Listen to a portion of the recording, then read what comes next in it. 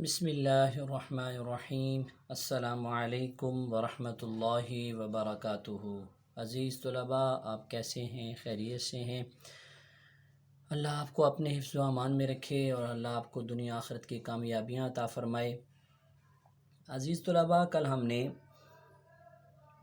اسلامیات سلسلہ نمبر 7 جماعت ہفتم کے لیے عنوان ہم نے شروع کیا تھا انبیاء کرام علیہم الصلاۃ والسلام پر ایمان لانا، جس کا ذکر ایمان مفصل کے اندر چوتھے نمبر پر آتا ہے۔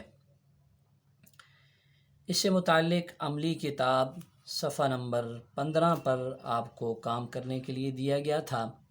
مجھے امید ہے کہ آپ نے یہ کام اچھی طرح سے کر لیا ہوگا عملی کتاب میں، اور اس کو یاد بھی کر لیا ہوگا۔ اس میں ایک تو سوال نمبر 1 تھا، اللہ تعالیٰ نے اپنے نیک بندوں یعنی رسولوں اور انبیاء کرام کو کیوں بھیجا؟ اور پھر دوسرے نمبر پر رسول یا نبی کسے کہتے ہیں؟ سوال نمبر 3 تھا، قرآن کریم میں جن انبیاء کا ذکر آیا ہے ان میں سے کم از کم 7 انبیاء کرام کے نام بتلائیے۔ سوال نمبر 4 تھا، کیا حضرت عزیر علیہ السلام اور حضرت عیسیٰ علیہ السلام اللہ کی اولاد ہیں؟ دلیل میں قرآن کریم کی آیت کا ترجمہ تحریر کیجیے۔ تو یہ 4 سوال تھے جو آپ نے کل کرنے تھے۔ اس کے بعد اسی عنوان کو آگے مزید بڑھاتے ہیں، اور آج ہم آغاز کریں گے ان عقائد سے جو ہمیں انبیاء علیہم الصلاۃ والسلام سے متعلق رکھنے چاہیے۔ تو اس کے لیے ہم اپنی کتاب کی طرف آتے ہیں۔ تو عزیز طلباء، انبیاء علیہم الصلاۃ والسلام کے بارے میں ہمیں یہ عقائد رکھنے چاہیے کہ تمام پیغمبروں کو اللہ جل شانہ نے معجزات عطا فرمائے۔ تمام پیغمبر گناہوں سے پاک معصوم ہیں، معصوم گناہوں سے پاک۔ تمام پیغمبروں کے اخلاق بہت ہی بلند تھے۔ تمام پیغمبروں کو اللہ تعالیٰ کی مخلوق پر بہت ہی شفقت تھی۔ اللہ تعالیٰ نے مردوں کے علاوہ کسی بھی عورت کو نبوت نہیں بخشی۔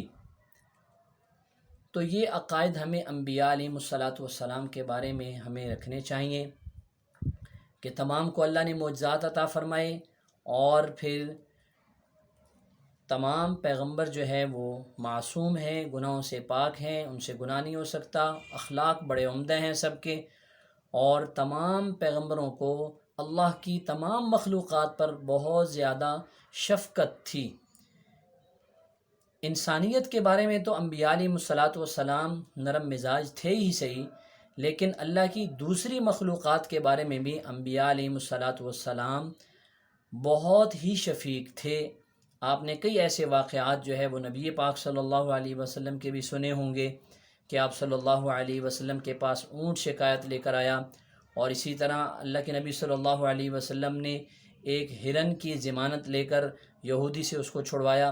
تو یہ انبیاء علیہ الصلاۃ والسلام کے شفقت کے واقعات ہیں۔ حضرت عیسیٰ علیہ الصلاۃ والسلام کے بارے میں ہمیں کیا عقائد رکھنے چاہیے جو آج آپ کی کتاب کے اندر موجود ہیں، ہم پڑھیں۔ عزیز طلباء، حضرت عیسیٰ علیہ الصلاۃ والسلام کے بارے میں یہودیوں اور عیسائیوں کے مختلف نظریات ہیں، لیکن قرآن پاک نے ان نظریات کو، ان عقائد کو رد فرمایا ہے۔ یہودی تو عیسیٰ علیہ الصلاۃ والسلام کی بالکل نبوت و رسالت کا انکار کرتے تھے، بلکہ یہاں تک بھی یہودیوں نے تو عیسیٰ علیہ الصلاۃ والسلام کے آنے پر یہ کہہ دیا کہ نعوذ باللہ دجال آ گئے ہیں۔ اور عیسائی عیسیٰ علیہ الصلاۃ والسلام کے بارے میں یہ عقیدہ رکھتے تھے کہ عیسیٰ علیہ الصلاۃ والسلام کو خدا کہتے تھے، یا خدا کا بیٹا کہتے تھے، یا یہ کہتے تھے ثالث ثلاثہ، یعنی 3 میں سے تیسرا خدا۔ تو قرآن پاک نے ان عقائد کو رد فرمایا۔ پھر عیسائیوں کا عیسیٰ علیہ السلام کے بارے میں یہ بھی عقیدہ ہے کہ عیسیٰ علیہ الصلاۃ والسلام کو قتل کر دیا گیا اور ان کو سولی پہ لٹکا دیا گیا، اور عیسیٰ علیہ السلام نے تمام عیسائیوں کی طرف سے یہ قربانی دے دی، لہٰذا اب کوئی عیسائی بھی جو ہے وہ جہنم میں نہیں جائے گا، اس کو کوئی عذاب نہیں ہوگا۔ تو سورہ نساء کی اس آیت کے اندر اللہ رب ذوالجلال نے یہ بات فرمائی ہے وقولہم انا قتلنا المسیح عیسی ابن مریم رسول اللہ وما قتلوہ وما صلبوہ ولکن شبہ لہم وان الذین اختلفوا فیہ لفی شک منہ ما لہم بہ من علم الا اتباع الظن وما قتلوہ یقینا بل رفعہ اللہ الیہ وکان اللہ عزیزا حکیما۔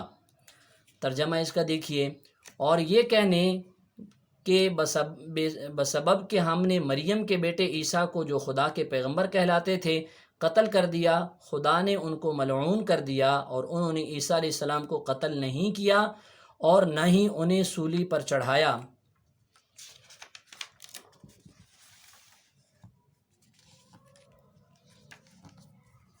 بلکہ فرمایا کہ ان کی سی صورت معلوم ہوئی، یعنی جو عیسیٰ علیہ السلام کو قتل کرنے کے ارادے سے گئے تھے، جو سب سے پہلا شخص اندر داخل ہوا، اللہ تعالیٰ نے اس کو عیسیٰ علیہ السلام کی صورت عطا کر دی، اور عیسیٰ علیہ السلام کو اللہ تعالیٰ نے زندہ آسمانوں پر اٹھا لیا۔